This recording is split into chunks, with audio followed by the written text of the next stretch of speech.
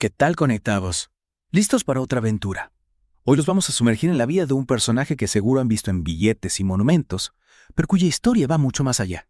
Así es, vamos a desempolvar la historia de Benito Juárez, no solo el héroe que aparece en los libros de texto, sino al hombre de carne y hueso con sus aciertos, errores y controversias. Prepárense para un viaje en el tiempo. Vamos a descubrir cómo este chavo que empezó desde abajo llegó a ser presidente y cambió el rumbo de México. Para entender a Juárez hay que imaginar el México de principios del siglo XIX. Imagínense un país recién independizado con un montón de problemas y divisiones. En este escenario nace Benito Juárez el 21 de marzo de 1806 en un pequeño pueblo zapoteca en Oaxaca llamado San Pablo Guelatao. O sea, imagínense. Juárez nació en una familia humilde de campesinos, y para colmo quedó huérfano a los 3 años. Su infancia fue de puro trabajo duro, cuidando ovejas en el campo casi como sacado de una película. Y aquí viene lo sorprendente: a los 12 años, Juárez decide que quiere una vida diferente casi sin hablar español.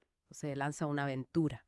Caminó más de 60 kilómetros desde su pueblo hasta la ciudad de Oaxaca, buscando una mejor vida. Para que se den una idea, es como si caminaras desde aquí hasta, bueno, muy lejos. Increíble. Juárez tenía clarísimo que la educación era su boleto para un futuro mejor, su forma de romper con el destino que le había tocado. Exacto, en Oaxaca conoce a Antonio Salanueva, un fraile con ideas progresistas que lo apoya y lo envía al seminario. Ahí aprende español, latín, filosofía. Imagínenselo con su sotana y estudiando los clásicos. Un cambio radical para alguien que venía de cuidar ovejas. Pero ojo, aunque Juárez estudió en el seminario, su pasión no era precisamente la religión, lo que realmente le interesaba era la justicia y la ley. Y por eso después ingresa al Instituto de Ciencias y Artes de Oaxaca a estudiar Derecho. Ahí se empapó de las ideas liberales que promovían la libertad individual, la igualdad ante la ley, ideas revolucionarias para la época. Es como si hubiera descubierto un nuevo mundo. En ese entonces los criollos, o sea, los descendientes de españoles, controlaban todo el poder. Los indígenas como Juárez estaban marginados. Pero él no solo logró romper esa barrera, sino que se graduó como abogado en 1834, uno de los primeros indígenas en hacerlo. Y ese origen indígena, en lugar de imitarlo, lo impulsó a luchar por la igualdad. Se convirtió en un defensor de los derechos de los más desprotegidos. Piensen en él como un Robin Hood mexicano, pero en versión abogado. Me encanta esa comparación.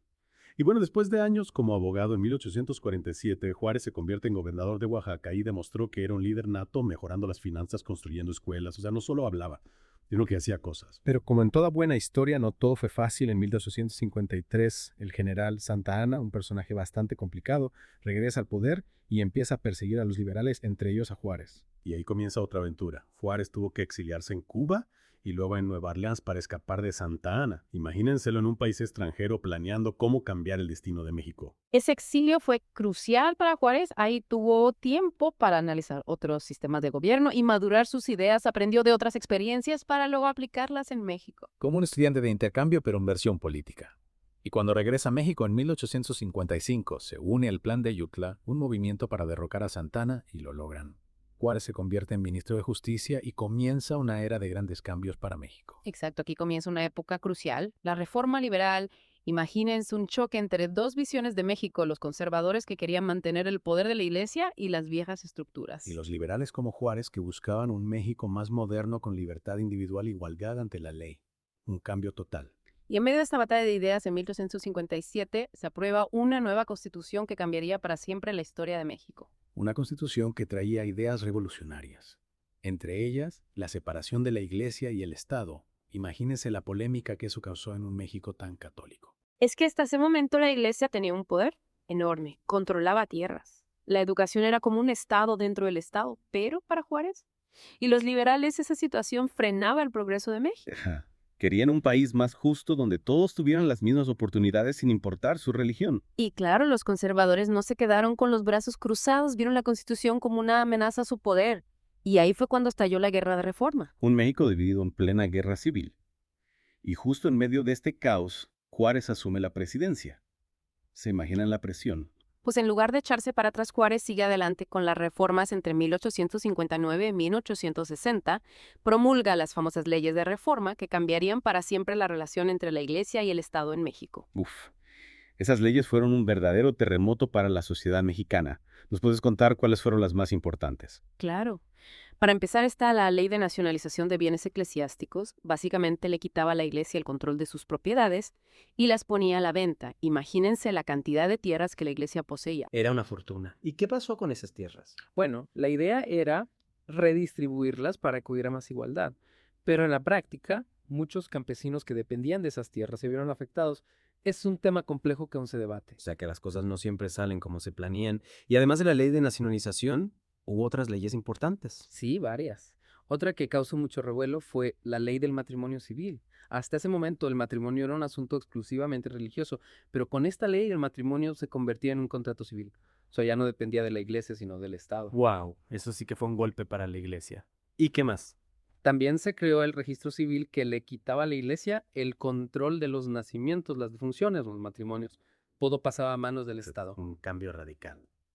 Y para rematar, no se aprobó también la ley de libertad de cultos. Exactamente, imagínense en un México donde el catolicismo era la única religión permitida. De repente se podía practicar cualquier religión o incluso ninguna. ¿Qué cambio tan drástico? Es como si de la noche a la mañana México se hubiera modernizado y por supuesto que la iglesia y los conservadores no estaban nada contentos con estas reformas. Para nada, de hecho, la resistencia fue feroz. Juárez incluso tuvo que trasladar su gobierno al puerto de Veracruz para protegerse de los ataques conservadores. Imagínese el presidente gobernando desde un barco. Qué época tan intensa. Pero a pesar de todo, Juárez nunca se rindió. Sabía que esas reformas eran esenciales para que México avanzara. Y finalmente, en 1861, los liberales ganan la Guerra de Reforma. La República se restaura bajo la Constitución de 1857 y las leyes de reforma se convierten en la base de un México moderno y laico. Victoria para Juárez y los liberales. Pero ¿creen que ahí terminó la historia? Para nada. Apenas terminaba una guerra y ya se avecinaba otra aún más peligrosa. Hablamos, por supuesto, de la intervención francesa, un momento histórico que pondría a prueba la resistencia de Juárez y de todo México. Y eso lo veremos en la segunda parte de este Deep Dive. No se despeguen porque la cosa se pone aún más interesante. De regreso en Conectados, aprendiendo sin fronteras, si recuerdan antes de la pausa, estábamos hablando de la victoria de Juárez y las leyes de reforma.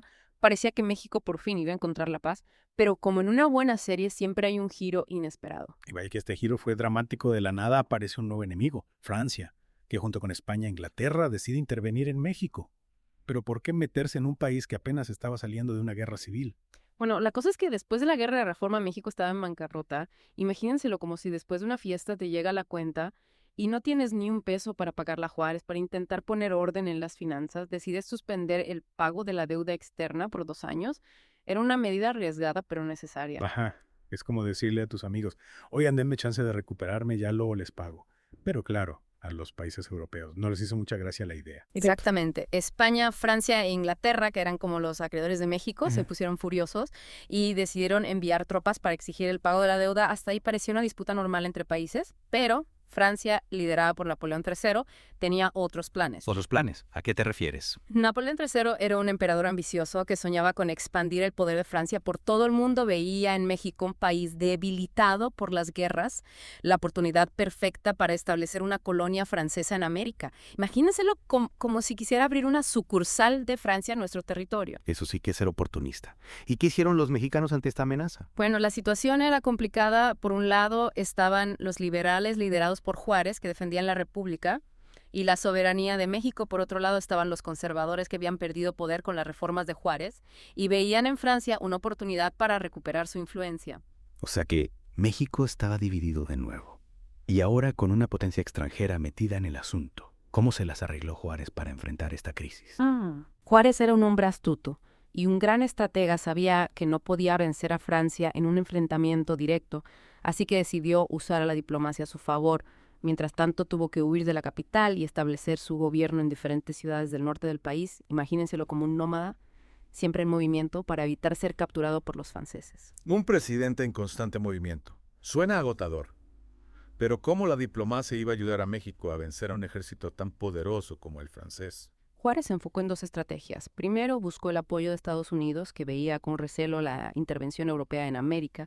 Era como decirle a un vecino fuerte, oye, ¿me ayudas a correr a estos tipos que se quieren meter a mi casa? Una buena idea.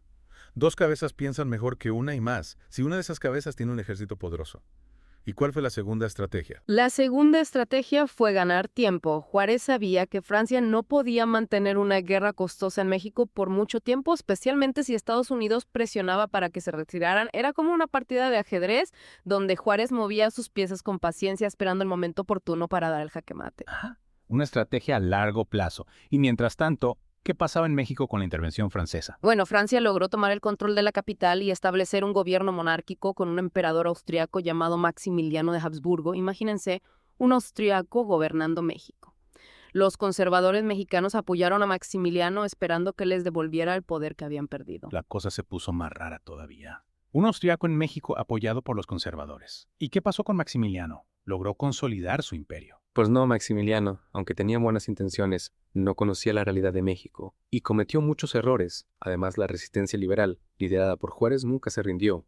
Y cuando terminó la guerra civil en Estados Unidos en 1865, la presión sobre Francia para que se retirara de México se intensificó. Ahí se le acabó la fiesta a Napoleón III. Sin el apoyo de Francia, Maximiliano quedó solo y vulnerable. ¿Qué pasó con él? Maximiliano fue capturado por las fuerzas republicanas en 1867. Y bueno, el final de la historia es un poco triste. Juárez, después de un juicio militar, decidió ejecutar a Maximiliano. Fue una decisión controversial que algunos vieron como un acto de justicia y otros como una venganza innecesaria. Un final dramático para un capítulo turbulento de la historia de México. Juárez logró expulsar a los franceses y restaurar la república, pero a un costo muy alto. ¿Qué pasó después de la intervención francesa? ¿Cómo quedó México? México estaba devastado por las guerras, la economía en ruinas y la sociedad dividida. Juárez tenía la tarea de reconstruir el país y reconciliar a los mexicanos. Pero esa ya es otra historia que exploraremos en la tercera y última parte de este Deep Dive. De regreso en Conectados, aprendiendo sin fronteras, dejamos a Benito Juárez con un México en ruinas. Después de la intervención francesa, la república se había restaurado, sí, pero el país estaba dividido y con un montón de problemas por resolver. Exacto, Juárez logró expulsar a los extranjeros, pero la verdadera batalla apenas comenzaba. La reconstrucción de México, y como podrán imaginar, no fue tarea fácil. Para nada. Es como si después de una fiesta descontrolada te tocara limpiar todo el desorden y además arreglar los daños. Buena analogía, Juárez tenía que lidiar con una economía destruida, cicatrizar las heridas de la guerra y unir a un país dividido entre liberales y conservadores. Un trabajo titánico. ¿Y cómo se las arregló Juárez para enfrentar todos estos desafíos? Bueno, Juárez era un hombre de acción y tenía una visión clara para México. Se enfocó en fortalecer la educación, impulsar la economía y modernizar el país. O sea que no se quedó de brazos cruzados lamentándose por la situación. Para nada. Juárez entendía que la educación era la clave para el progreso de México, impulsó la creación de escuelas, incluso en zonas rurales, para que todos los niños, sin importar su origen, tuvieran acceso a la educación. Un visionario. En esa época la educación no era un derecho para todos como lo es ahora. Exacto. Juárez creía que un pueblo educado era un pueblo libre y capaz de tomar mejores decisiones. Además de la educación, también se enfocó en mejorar la infraestructura del país. Construyó carreteras, ferrocarriles, telégrafos, todo,